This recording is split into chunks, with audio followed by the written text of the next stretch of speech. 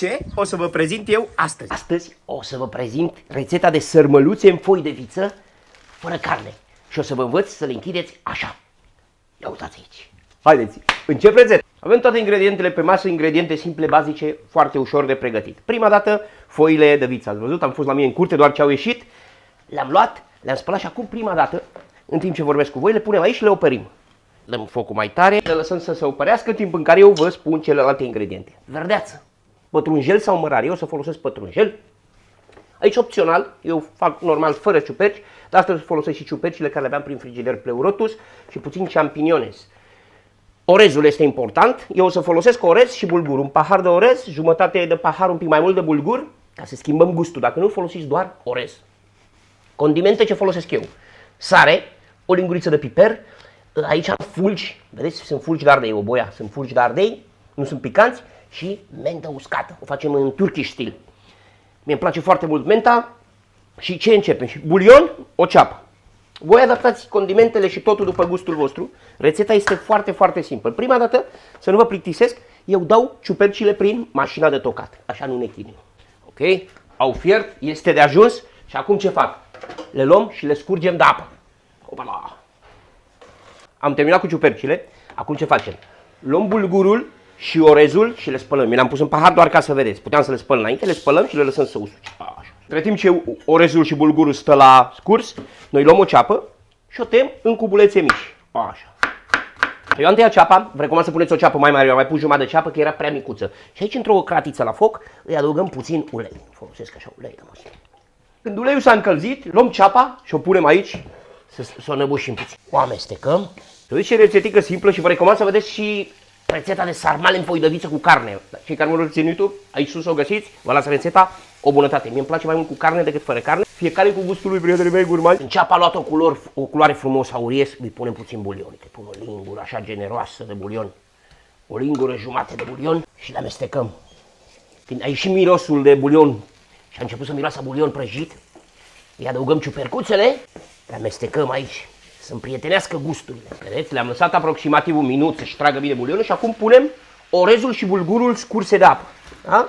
Deci le-am spălat și le-am scurs bine de apă și acum adaug condimentele. Cum v-am spus, voi aici puneți-le după gust. Puteți să-i adăugați și chimion, mi-mi place foarte mult chimionul, astăzi nu l-am pus. Și după cum ați văzut, eu n-am folosit morcov. Puteți să puneți morcov sau tot ce vă place vouă mai mult în bucătărie, este liber. Mi-mi place acest miros de mentă uscată. Lăsăm și orezul aici să încălzească bine, bine, să-și tragă toate aceste gusturi. Ne rămâne pătrunjelul pe care o să-l toc mărunt. Am gustat, mai are nevoie de sare. Voi sarea și piperul le puneți după gustul vostru. Am lăsat și orezul până s-a încins bine, aproximativ 2 minute. Acum dau focul mai tare și adaug jumătate, aproximativ 100 de ml. O să adaug de apă fiartă. Punem apă fiartă, vedeți? Nu o adaug toată.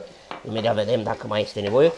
O adaug toată. 150 de ml de apă am pus aici. L-acoperim și lăsăm să-și tragă bine toată apa. Și a tras toată apa, o dăm jos de la foc, o lăsăm să se răcească și eu îi adaug acum.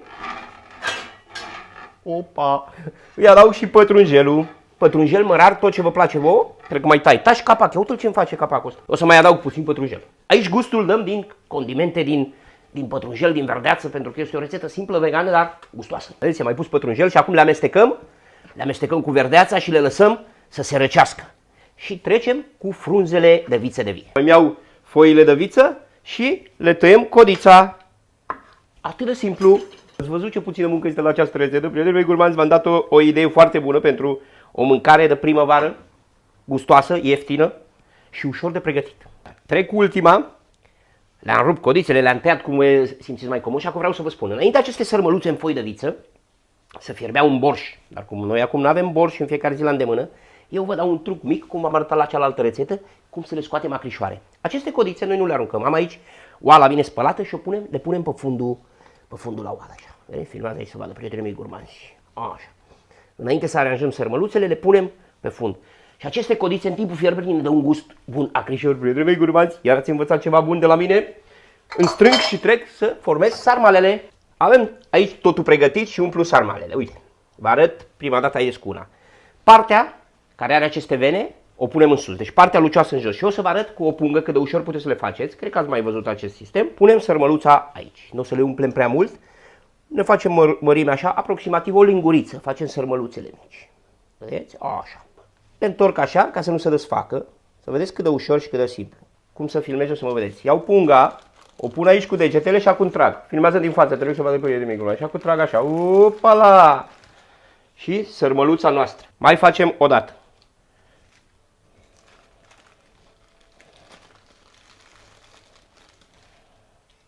Zici că le-am numărat, deci o facem pe ultima aici în direct împreună.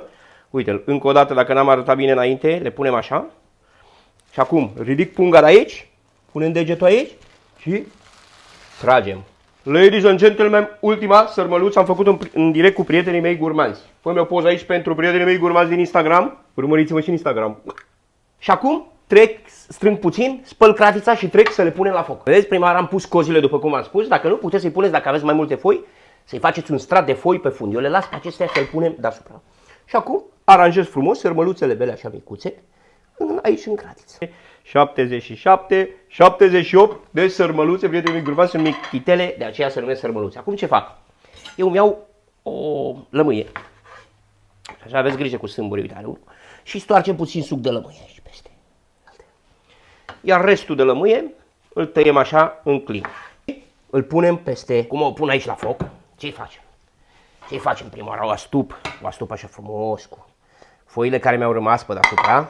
Și cum v-am spus, dacă vreți, puteți să le fierbeți în borș. Dacă nu, acele codițe dă un gust frumos acrișor și scoatem ceva extraordinar. Acum, Sebastiane, ce-i faci? Prima dată îi punem apă. Apă fiartă. Vedeți? Puteți să-i mai puneți aici puțin ulei, puteți să-i puneți puțin bulion, puteți să faceți această zeamă cu ce vreți. Așa, să n-astupe până la jumate aproximativ și acum îi punem aici o greutate. Haide că am avut noroc și dăm drumul la foc și așteptăm ca orezul să-și tragă toate apa. L-am gustat, de sare de piper, gustați, el are un gust incredibil și aceste sărmăluțe să vedeți cum le mâncăm. Din una în una, prietenii mei, urmați. Dacă sunteți noi la Save Acasă, abonează-te în YouTube, urmărește-mă în YouTube, Instagram, TikTok și Facebook la Save Acasă și nu o să pierzi cele mai ușoare rețete și cele mai simple trucuri de bucătărie. Să nu saborească camera, uitați. Vedeți cum au ieșit? Haideți să vorbim despre fierbere. Eu le-am umplut cu apă, cum ați văzut, le-am pus 2 degete. Depinde în ce cratiță le fierbeți, aproximativ 3 sferturi din sarmale, de la jumate în sus. Le-am pus apă. Ce nu v-am arătat? În apă am pus sare și am pus 50 de grame, 50 de mililitri de ulei de măsline le-am pus eu. Voi în această apă puteți să puneți orice altceva. Puteți să căliți în ulei puțin bulion și să-l adăugați cu apă acolo. Cum vreți voi să le puneți, da? V-am spus, în borș dacă vreți să le puneți. Nu are nevoie de borș, cu un pic de lămâie le-am dat un gust acrișor perfect. Acum ia să vedem câtă apă mai au. Mai au foarte puțin. În cazul meu au fiert aproximativ 40 de minute. 40-45 de minute. La foc micuț, moderat. Ia uitați. Mai are foarte puțină apă. Foarte puțină. La copăr și las să-și tragă toată apa asta. Le las să răcească și trece la momentul cel mai așteptat. Gata. Le-am lăsat să răcească. S-au răcit bine și acum trece la momentul cel mai așteptat. Luăm una așa, prieteni. Uitați ce frumoase. Vedeți cum sau? Dacă le strângeți, că ele nu se desfac. Haideți să și rupem una, să vadă prietenii mei gurmați înăuntru cum e, uite-te. Doamne, primește-o, Doamne.